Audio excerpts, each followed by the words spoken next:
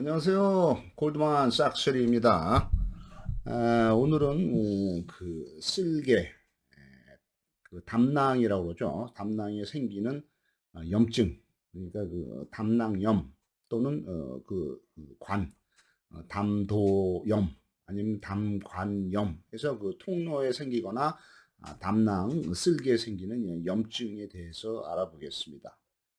식사를 하고 나서 어떻든 복부 쪽에 좀 불편한 감을 느끼고 소화가 잘 안 된다든가 이런 느낌이 많이 들 경우에 의심이 되죠. 그래서 좀 불편해서 몸 상태가 안 좋고 소화가 안 되면서 좀 불편한 느낌이 들어서 좀 몸이 정상이 아니다라고 느꼈을 때 좀 시간이 지나면은 저절로 이제 트림이 나오면서 해결될 수도 있지만은 이게 또 일주일 정도 지나서 또 같은 증상이 또 식사를 하고 나서 소화가 잘 안 되고 불편하고 좀 머리가 띵하고 그다음에 이제 어지러지하고 좀 몸이 안 좋다, 좀 이상하다 이렇게 느낄 때는 이제 담낭염이나 담도염, 담관염 이런 거를 좀 의심해 볼 필요가 있습니다.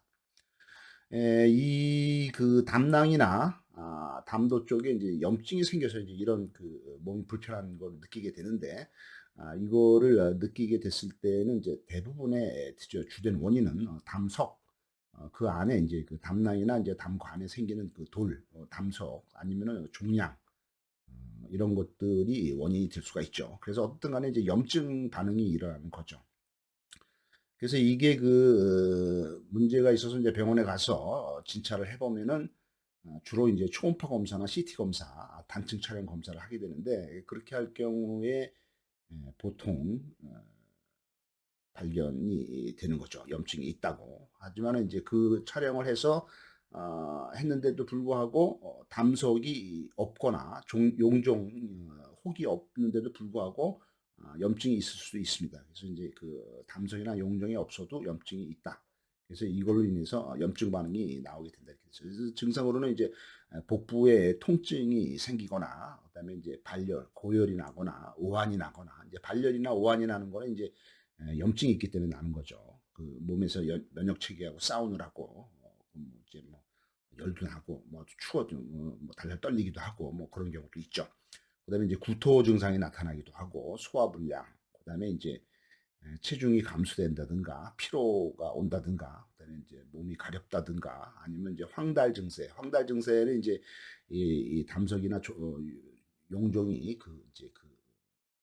담관을 막아서 생기는 게 이제 황달 증세가 나고, 그다음에 이제 심할 경우에는 이제 폐혈증까지도 이제 오게 되겠습니다. 그래서 어떻든 이 염증이 생기는 대부분의 90%의 원인은 이제 담석 때문에 생기는 거고, 담석이 있어도 뭐 여러 증상이 안 나타날 수도 있죠. 그러면 이런 경우는 그냥 놔둬도 되겠습니다. 근데 담석이 아주 작다든가 뭐 걔네들이 뭐 이상을 초래하지 않으면은 치료를 안 해도 이렇게 아, 무난히 살 수가 있죠. 대부분의 경우는 이제 약물 치료로 해서 호전이 되지만은 심할 경우에는 담낭 절제술 잘라내는 거죠. 그걸 수술을 해야 되는 거가 돼 있습니다.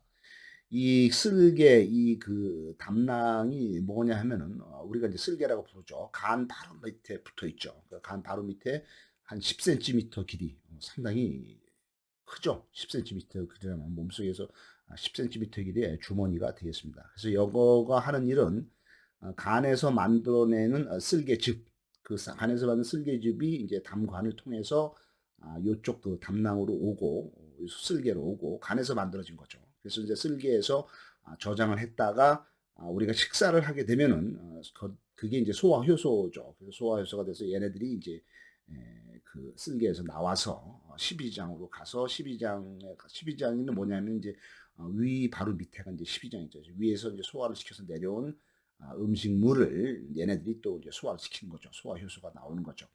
그래서 우리가 이제 음식물을 먹으면은 이제 어떤 그 과정을 겪냐하면은 우리가 보통 먹는 음식물이 탄수화물, 단백질, 지방 이렇게 세 가지가 되겠죠. 그래서 이제 탄수화물은 이제 주로 이제 쌀 아니면 빵 뭐 이런 탄수화물 주로 많이 먹는 거죠. 이 탄수화물이 이제 주로 이제 몸속에서 포도당으로 변해서 포도당이 돼서 우리 몸의 에너지로 많이 사용이 되죠.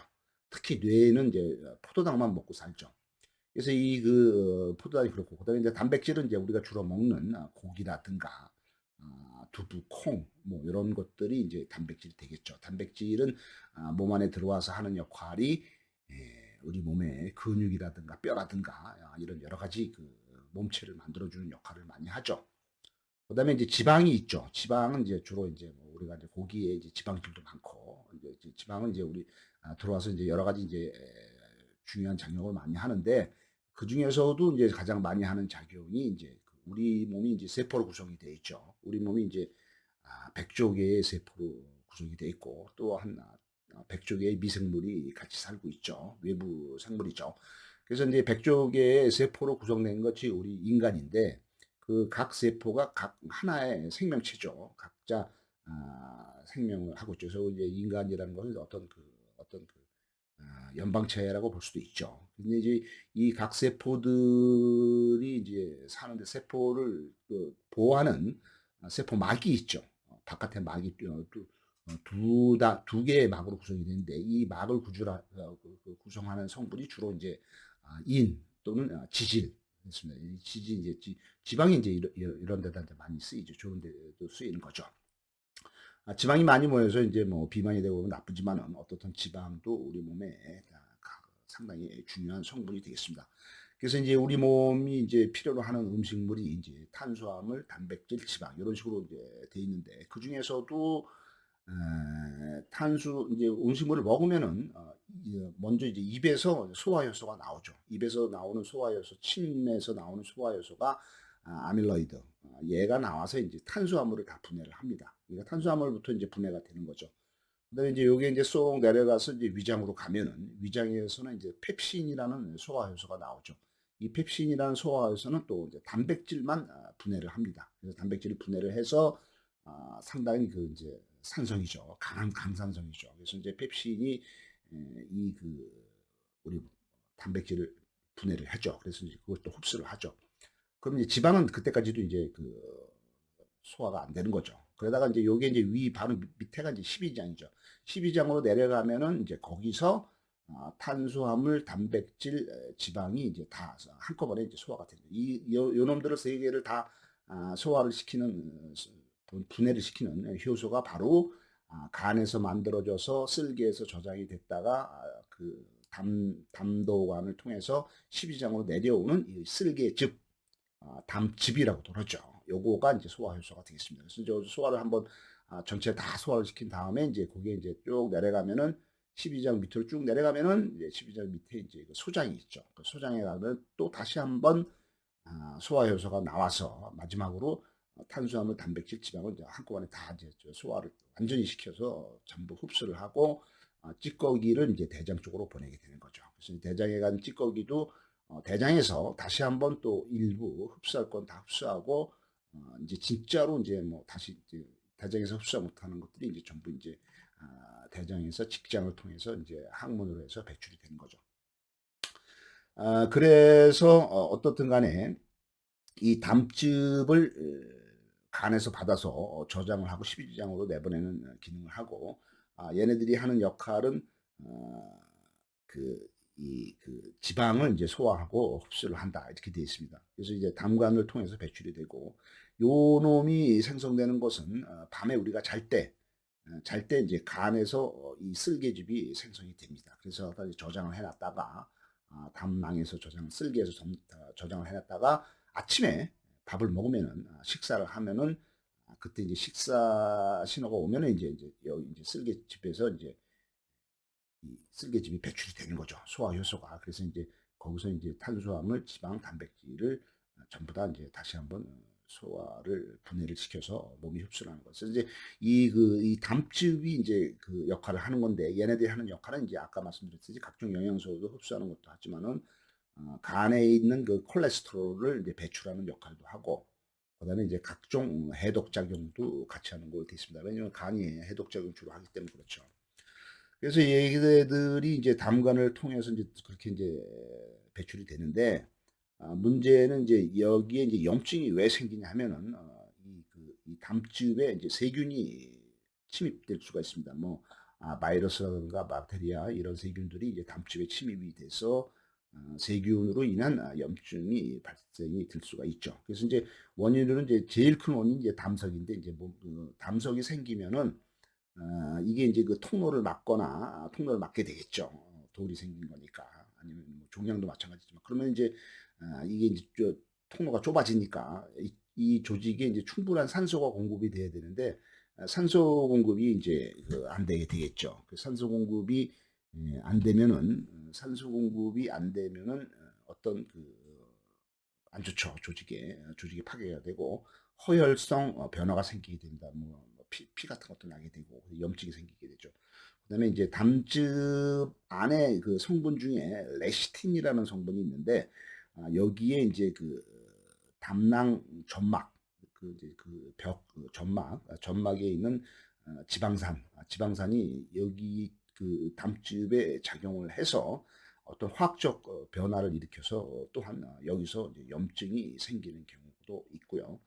그다음에 이제 담즙에 이제 장내 세균이 침입을 해서 염증이 발생이 되는 것을 이거 세균성 염증이라고 그러는데 이 담낭염의 거의 50% 이상 한 90%까지가 대부분 이 그 세균성 염증이 원인이 되겠습니다. 그래서 이 염증을 일으키는 세균이 누구냐 하면은 이제 장내 세균 중에서도 대장균, 우리가 잘 아는 대장균 있죠. 그다음에 이제 연쇄 상규균, 그다음에는 또 뭐 클로스트리디움, 그다음에 이제 클렙시엘라, 이런 세균들이 원인이 되겠습니다. 증상으로는 이제 복부에 이제 팽만감이라든가 불편감이 오고 초음파 검사로 아니면 이제 단층 촬영 CT로 이제 발견이 되겠죠. 불편하니까 이제 검사를 받는 거죠. 그러면서 이제 발견이 되면서 치료가 들어가는데 주로 이제 약물 치료를 하게 되죠. 또한 이것이 발생되는 것이 여러 원인도 있지만은 비만 또는 당뇨 이런 것들이 인해서 담낭에 이제 지방이 많이 침착이 돼서 발생될 수도 있습니다. 그래서 이 담낭 쪽도 상당히 조심을 해야 되겠죠. 그래서 이제 우리가 위 밑에 췌장이 있죠. 우리가 이제 이자라고 부르죠. 그래서 이제 요 상당히 큰 기관이 있는데 여기서 이제 췌장액이 인슐린이 분비가 되는 곳이 되겠습니다. 이 담낭염이 이제 많이 진행이 되면은 복부 팽만감이라든가 불편감이 전신으로 확산이 될 수도 있고 염증은 확산이 될 수가 있기 때문에 이것은 이제 담석 종양 아니면은 이제 또 세균 또는 기생충 이런 것들이 원인이 될 수도 있습니다. 이 담낭 이게 이제 많이 발전되면 이제 암까지도 되는데 이 담낭암의 원인은 담석과 용종이 되겠습니다. 그래서 담석이 뭐 조그맣고 작용을 안 하면은 뭐 그냥 놔둬도 상관이 없는데 이게 이제 담석이 3cm 이상 커져가지고 이 통로를 막게 되면은 상당히 위험한 걸로 되어 있습니다. 이것이 이제 그렇게 되면 이제 만성 염증을 유발을 하게 되겠고요.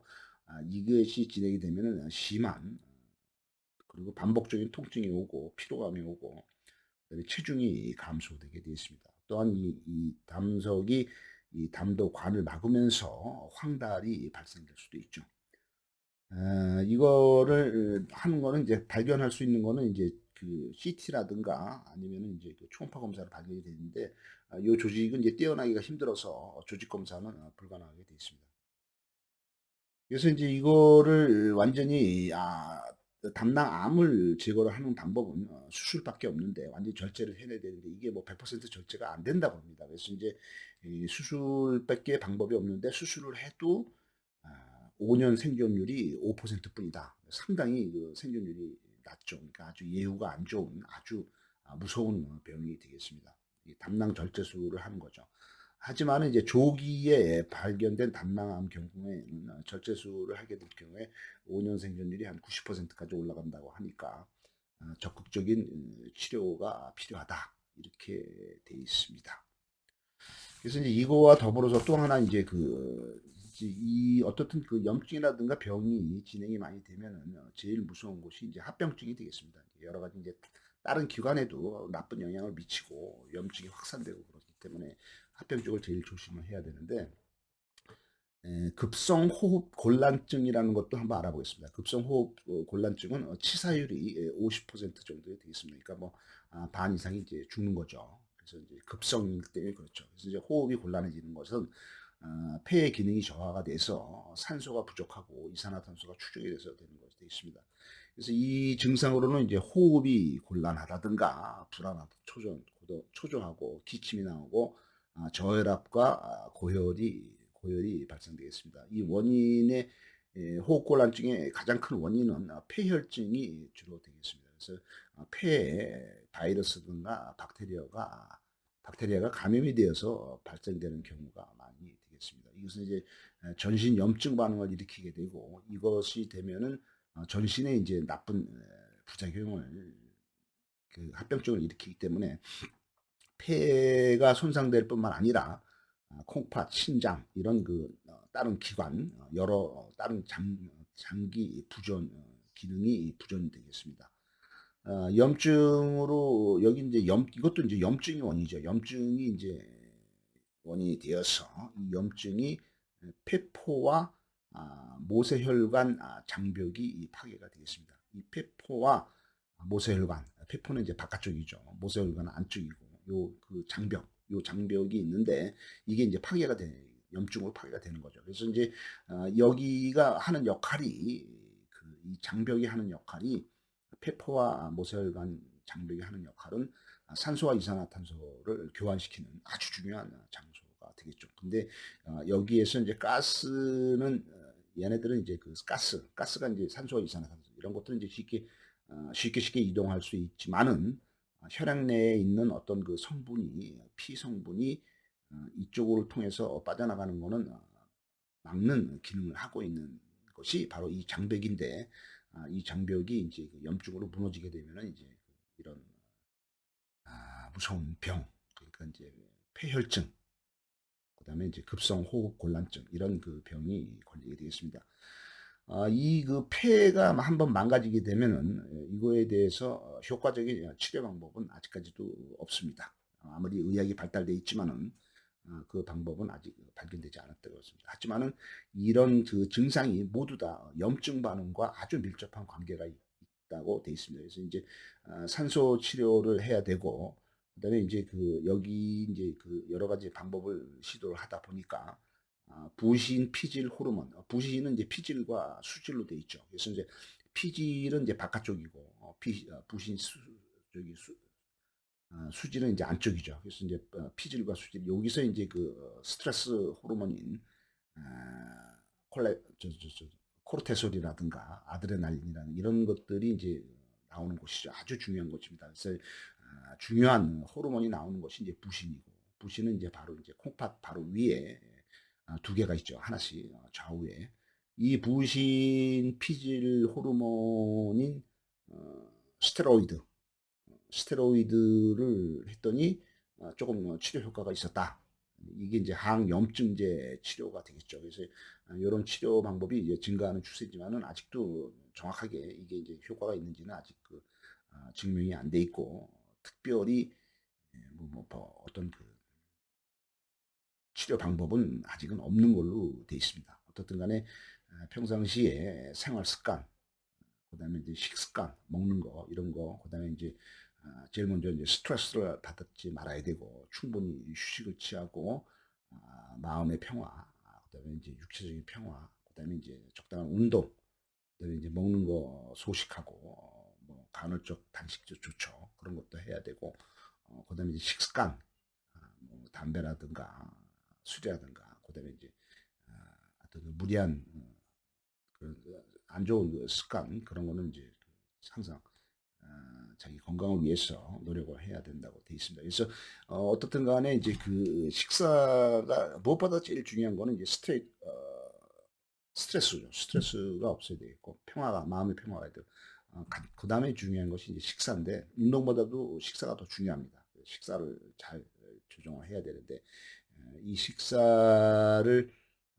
환자들의 경우에는 일반인들하고는 이제 다른 음식을 먹죠. 일반인들은 그냥 아무거나 뭐 소금도 많고 뭐 지방질도 많고 뭐 이런 일반적인 식사를 하지만은 환자들 경우에는 이제 저염식 해서 이제 소금이 전혀 없다든가, 그다음에 이제 뭐 고기가 전혀 없다든가, 풀만 먹는다든가 해서 이제 병원에서 먹는 음식은 아주 맛이 없죠.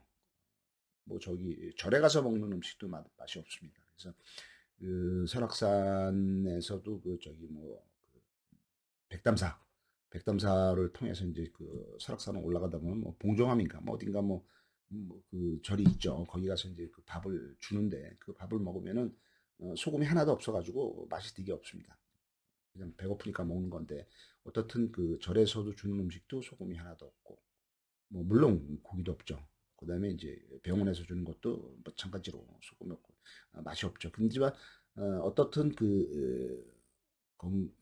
아주 그 건강 상태가 안 좋은 사람들은 어쩔 수 없이 이런 음식을 먹어야 되죠. 그래서 남들하고 같이 식당에서 식사를 같이 못 한다.